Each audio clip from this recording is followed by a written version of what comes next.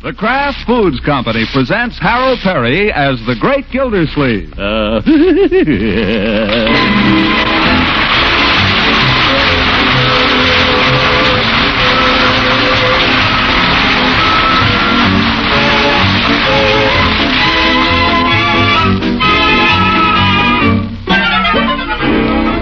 The Great Gildersleeve is brought to you by the Kraft Foods Company, makers of Parquet Margarine.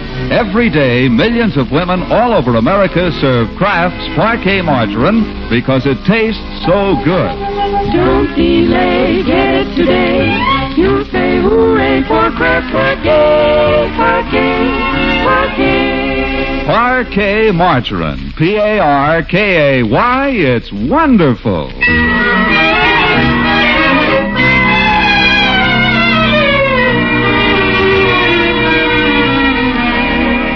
Now let's join the Great Gildersleeve.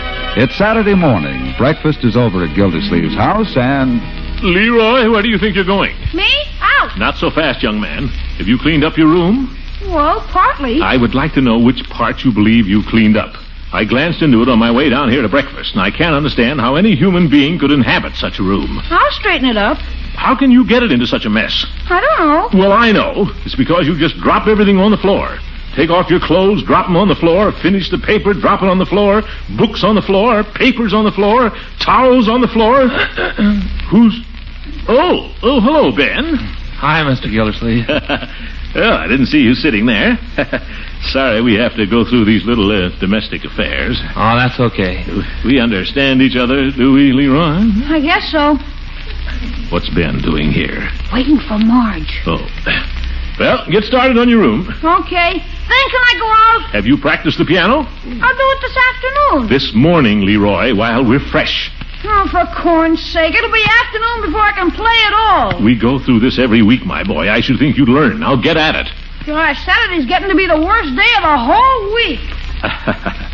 Boys. Well, Ben, haven't seen you in quite a while. Good to see you. Where you been keeping yourself? Oh, I don't know. It's that darn job, I guess. Takes up a lot of time. I suppose so. Wonder if you'll pardon me. I gotta make a phone call. Just make yourself at home here. Sure. Where the dickens is Marjorie, I wonder? Ben shouldn't be just sitting around like that. You're using the phone, Miss Gildersleeve? I thought I'd order the roast for tomorrow. I'll be through in just a minute, Bertie. Yes, I'll wait. You needn't wait, Bertie. I'll call you and... Hello? I'll call you, Bertie. Okay, Miss Gildersleeve. You let me know. Hello? Is Miss Piper there, please? Well, I'll call her later. Yes, this is Mr. Gildersleeve. Hello, Dr. Needham. How are you? I didn't recognize your voice. Well, I wanted to talk to Miss Piper about Leroy's piano lessons. But I can call her some other time. Sorry to bother you. You bet, Doctor. Goodbye. All right, Bertie, come and get it. Yes, I'll be right there. Oh, Ben. Oh, yeah. Let's see, you're waiting for Marjorie? Yes, sir. Thought you might like to jump in the car and drive down to Beesmeyer's with me. Got to pick up a tire. Oh, yes. Had a flat. They're putting in a boot. Boot. Oh, yes. Well, did Marjorie... Oh, she has some stuff she has to finish, she said. I'm just waiting. I see. Well, who's that? Excuse me. Well, good morning, Gildy. Hello, Judge. What's on your mind? Come in. Hang up your chair and take a hat.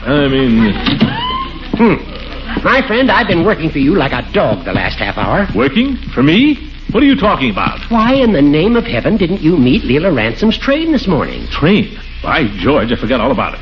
Did you meet her? Certainly I met her. She's a client of mine. You're going to have some explaining to do, Gildy. You want to get back in her good graces. You needn't raise your voice, Judge. Oh. Didn't see you there, Ben. Hi, Judge.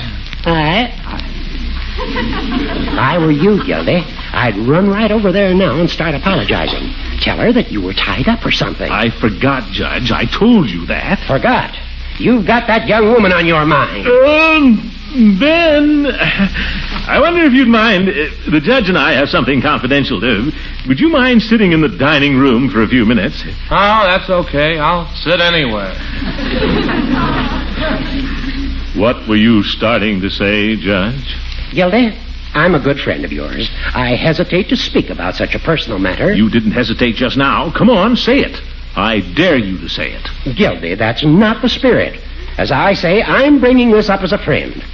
Now, you and this Piper girl... Stop! I'll not have her referred to as this Piper girl. In fact, I'd take it as a personal favor if you'd refrain from mentioning the lady's name at all. Very well. The fact remains that you're making a fool of yourself, Gildy. The whole town's talking about you and Leroy's music teacher. That's ridiculous. I've hardly seen the girl. And besides, well, our whole relationship is something you couldn't possibly understand. A peculiar and unique relationship. Is that it? No. It's just beautiful, that's all. Just so happens she's a very fine pianist. Well, to me and to all the other decent people in town, it's just an old fool chasing after a child. Kindly leave my house, Mr. Hooker, immediately.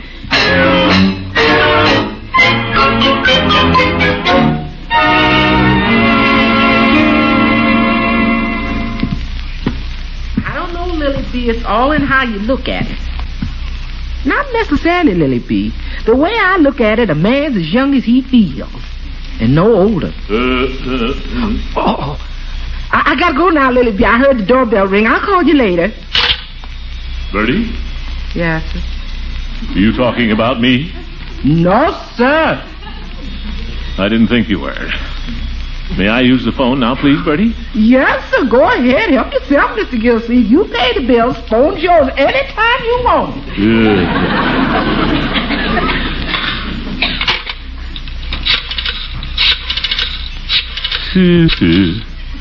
I wonder who Bertie was talking about. Well, she couldn't possibly have heard. Hello, is Miss Piper there? Well, never mind. Yes, this is Mr. Gildersleeve. Hello, Dr. Needham. Terribly sorry to keep bothering you this way. Well, no, Doctor, don't bother. I'll call her again. You bet. Goodbye. How does he recognize my voice every time? Darn it, makes a fella feel, I don't know, it's like he could see over the telephone. Ben, you still here? Yes, sir. I'm still here. By George, I had no idea. Marjorie must...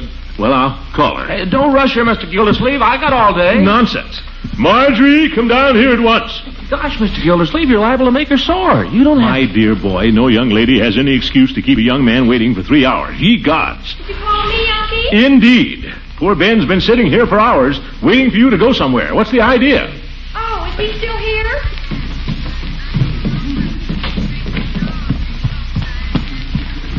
What time is it? 11:30.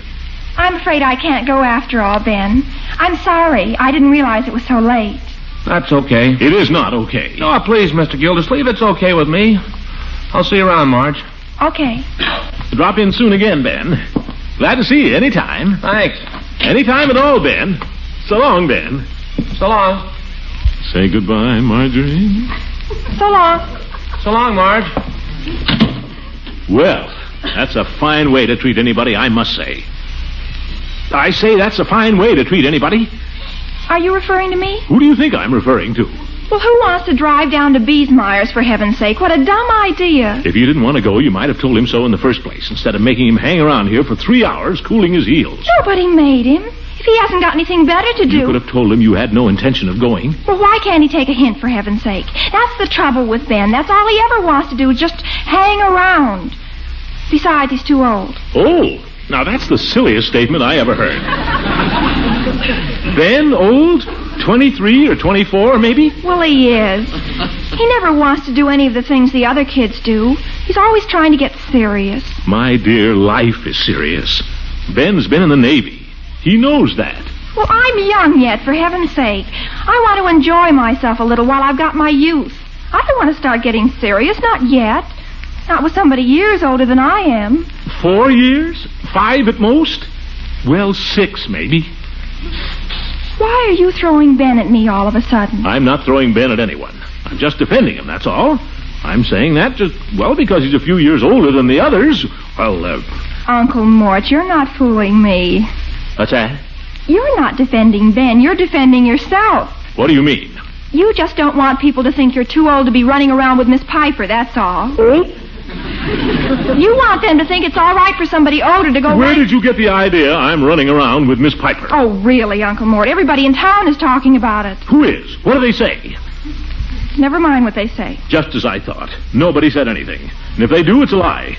If anybody says anything, well, they're just a lot of nosy Parkers. What do I care what they say? Unky, all you do is think about yourself. What about Miss Piper? You don't seem to care if the whole town is laughing at her. Laughing? I should think you'd be embarrassed. I'm embarrassed. Uncle Mort, how do you think she must feel? Well? You're 44. She's 20.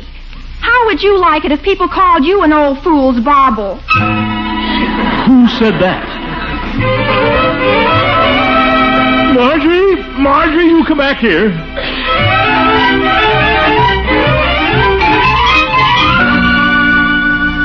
She's right. I never thought of it that way. An old fool's bauble. They can't say that about her. She's fine. She's good. She has her whole life before her. Well, her happiness is everything. Mine is nothing. It's her happiness that counts. By George, I've got a good mind to call her right up and tell her so.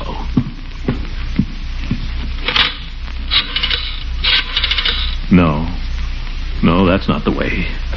That can only lead to heartache. Face it, old man. You've got to give her up. Bravely, unselfishly. You've got to give her up, and she must never know. Never know how much you loved her. It's a far, far better thing I do than I have ever done before. Who said that?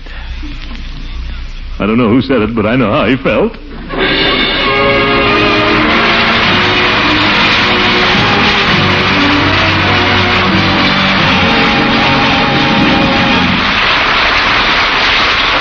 The Great Gildersleeve and Leela Ransom will be back very shortly.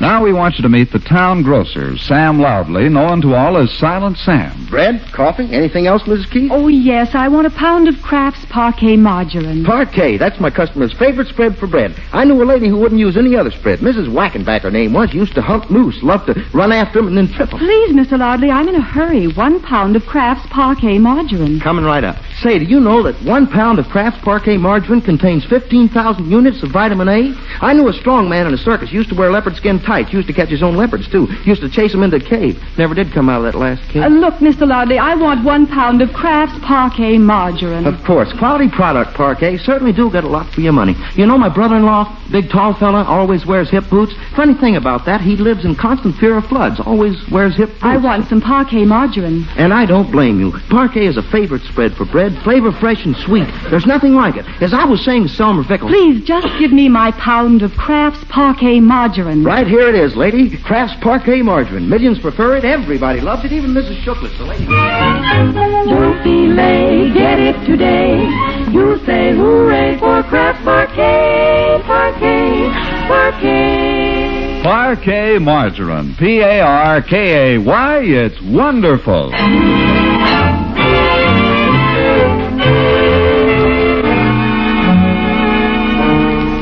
Now back to Gildersleeve.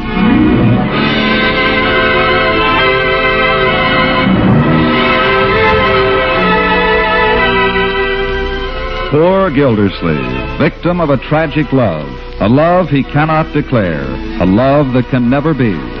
For the first time, he has to face this simple truth. Joanne is 20.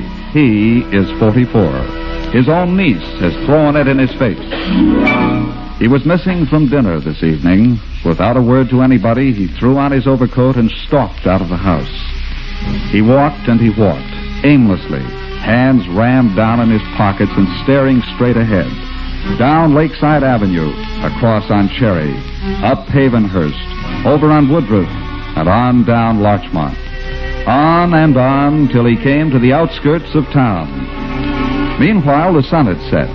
Now all that is left is the afterglow. There stands Gildersleeve, staring into the dark waters of his own reservoir, while thoughts even darker struggle in his head.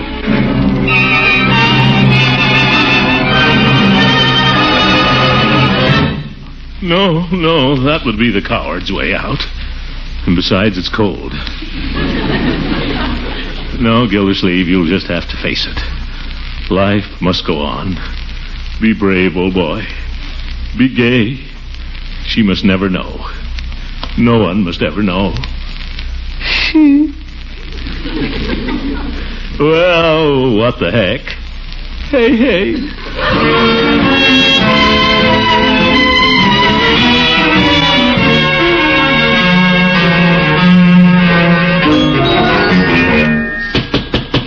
What the heck? Here today and gone tomorrow. Well, welcome home, Leela. By George, you're a sight for sore eyes. Get your hat. We're going to the movies. Well, I wondered when I was to have the honor And don't give me any back talk. What if I don't care to go to the movies? Then we'll stay right here. Sorry I couldn't get to the train, but you know how it is. Really, I don't know why I even let you in the house. Because I'm irresistible. I'd hardly call you that, but you're certainly unpredictable. You don't know how unpredictable I can be. I just don't give a hang. Chocolates. Have one. Got one. I must say, you Yankees certainly make yourselves at home. That's us. Is that a love seat? Certainly it's a love seat. And why aren't we sitting on it? Come here. Throckmorton. What the heck? I declare I don't know what's got into you. The devil, I guess. I don't care what I do. Throckmorton, I hardly know you when you're like this. How about a kiss? What the heck? Well, really? What's the matter? I've never had anyone speak to me like that. Never. Never asked you for a kiss? Well, certainly. Gracious, hundreds of them. But never like that. I mean, after all. I'm not a fellow that beats around the bush. Get an idea? Bingo. I don't care. What the heck? In that case, you're talking to the wrong girl. Huh? Well, now, wait a minute. What are you sore about? Down where I come from, a gentleman doesn't just rush up to a lady and ask her for a kiss like ordering a loaf of bread. I'm sorry, Leela. Come back and sit down. I'll try to be nice. You haven't asked a thing about me, what I've been doing all these months, or how is my Auntie Pooh, or anything. How is your Auntie Pooh? She's fine. That's good. Yes, she seems to have recovered completely after I waited on her all those months, hand and foot. Remarkable old lady. Well, for goodness sakes, the doctor gave her up completely 3 months ago. I helped her make out a will and everything. How'd you come out? How did I... In the will. A will is a confidential document, Throckmorton. Oh, pardon me. What use have I got for a lot of old furniture? Oh, but let's not talk about wills and things like that. Let's talk about you. Have you missed me, Throckmorton?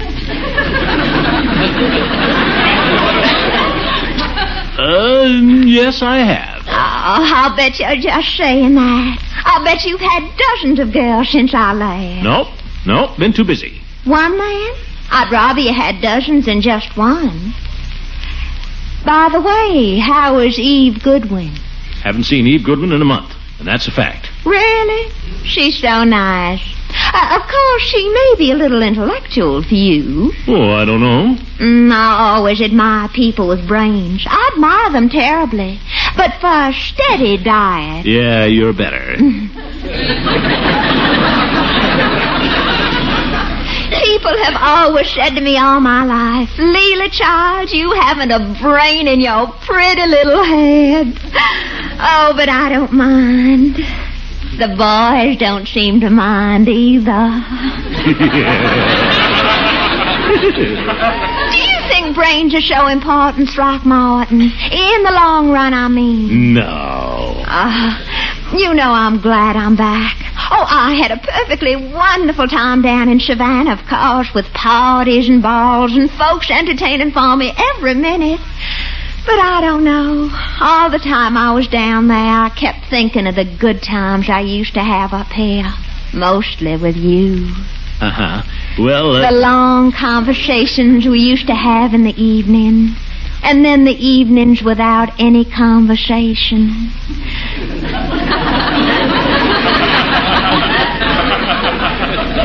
The evenings when I'd play the piano for you and you'd sing. Let's do that now. No. I know I'm terribly rusty. I haven't played all winter. Leela, please.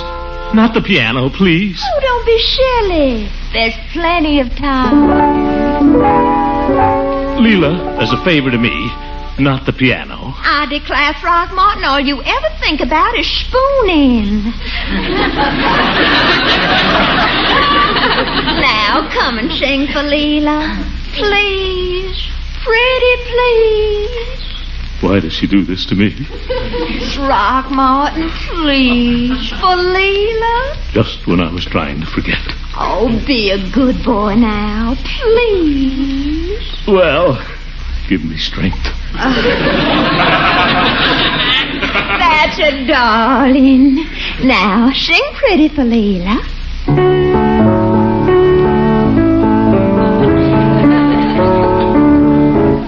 Sing, Throckmorton. To me of love, and say what I'm longing to hear. And words of love, again I implore you.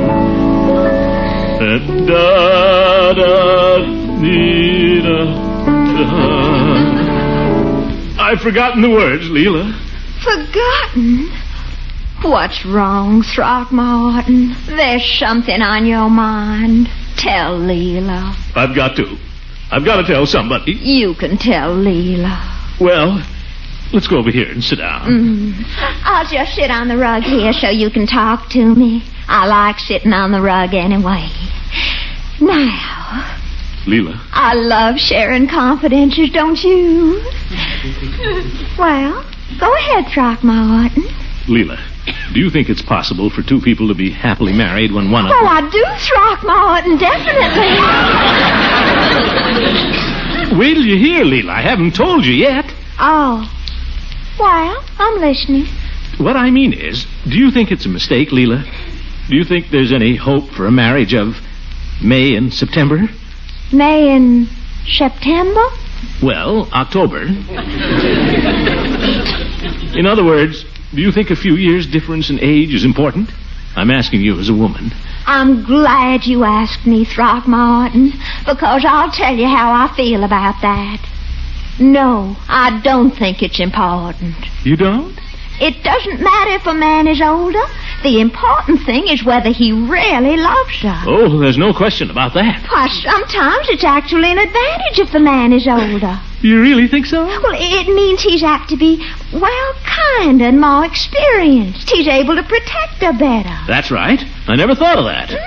And that's not all. Why, I don't know any woman who doesn't find older men more fascinating than young ones who don't know anything. Young whippersnappers. Exactly. Oh, they may be fun to dance with and all that. Gracious, I had a flock of them around me all the time I was in Savannah. And they were just as sweet as they could be. Just darlings, every one of them.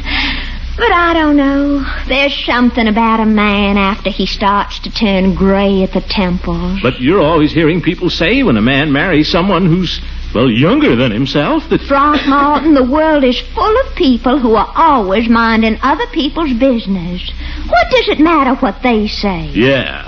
Yeah, what do they know?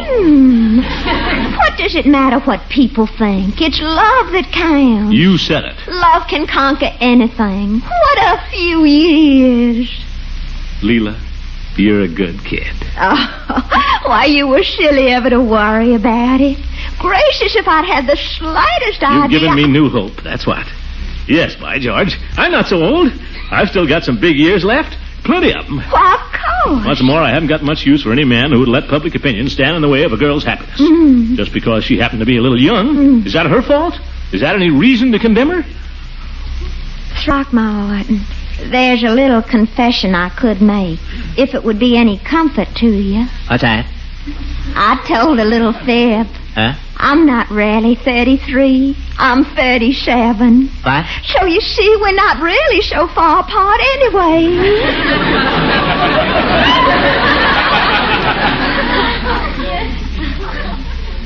Leela, Yes, Throckmorton. I'll see you later.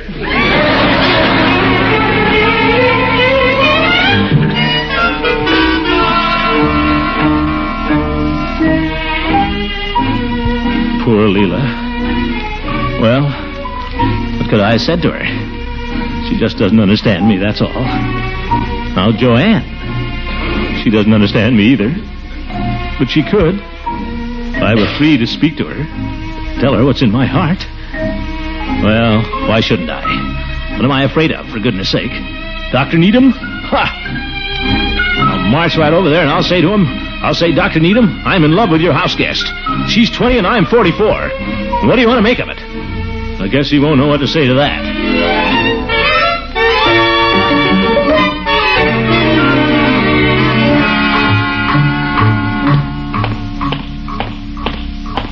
Somebody on the front porch there.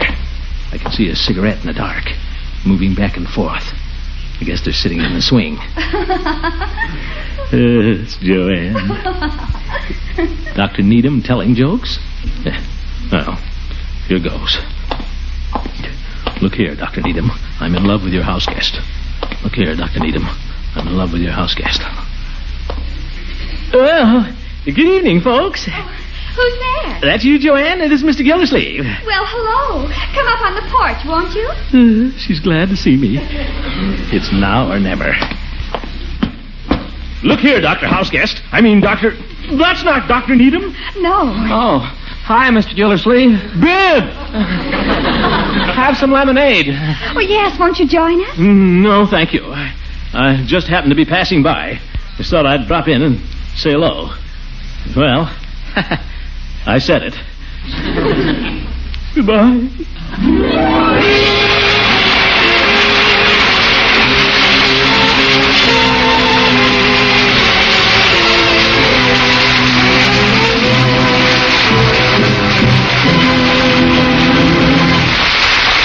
The Great Gildersleeve will be back again after this short message from Kraft. Every day, millions of women all over America serve Kraft's Parquet margarine because it tastes so good. Try it soon. Discover for yourself how good Parquet tastes when you spread it on bread, toast, and rolls. See if you don't prefer Parquet margarine's fine, fresh flavor to any other brand, as millions do. Look first for the margarine of Kraft quality. Parquet margarine made by Kraft. Don't delay, get it today. You say hooray for Kraft Parquet, Parquet, Parquet. Parquet margarine, P-A-R-K-A-Y, it's wonderful.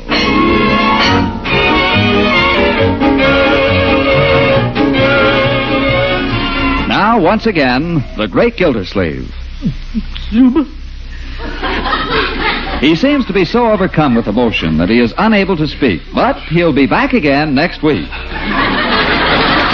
The Great Gildersleeve is played by Harold Peary. The music is by Jack Meeker. It is written by John Whedon and Sam Moore. Included in the cast are Walter Tetley, Louise Erickson, Lillian Randolph, Shirley Mitchell, and Earl Ross. This is John Lang saying goodnight for the Kraft Foods Company, makers of the famous line of Kraft quality food products. Listen in again next Wednesday for the further adventures of the Great Gildersleeve. Good night.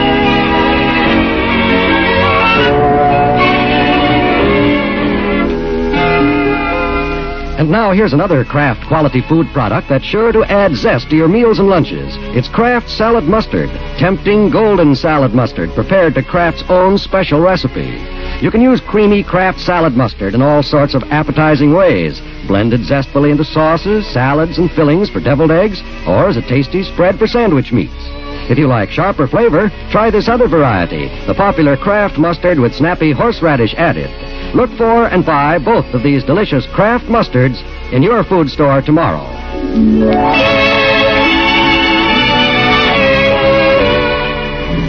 This is NBC, the national broadcasting company.